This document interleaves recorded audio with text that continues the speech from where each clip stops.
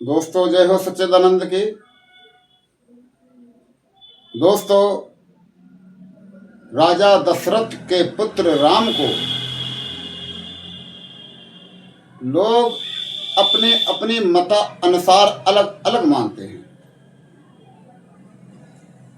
कुछ लोग मानते हैं कि राजा दशरथ के पुत्र राम ईश्वर या परमात्मा के अवतार थे, और कुछ लोगों का मत है कि परमात्मा का अवतार कभी भी होता ही नहीं है। और कुछ लोगों का मत है कि दशरथ के पुत्र राम भगवान ईश्वर थे, वो पेट से यानी गर्भ से पैदा ही नहीं हुए, वो प्रकट हुए। और कुछ लोगों का मत है कि दुनिया में हर चीज किसी न किसी के ही द्वारा पैदा होती है। जैसे कोई भी वृक्ष वृक्ष से ही पैदा होता है, पशु पशु से ही पैदा होता है, ये पक्षी पक्षी से ही पैदा होता है, मनुष्य मनुष्य से ही पैदा होता है। ऐसे ही राम भी मनुष्य थे, वो भी अपनी मां के ही गर्भ से पैदा हुए।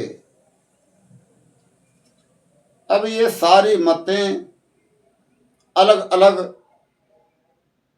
इन मतों में अगर जाओगे तो भ्रमित हो जाओगे।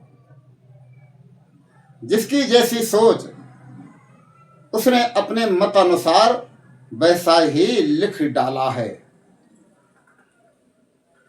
लेकिन आपको हम सही और सत्य बात बताते हैं कि आखिर भगवान राम गर्भ से पैदा हुए, इन्हीं पेट से पैदा हुए, या वो स्वतः ही प्रकट हुए।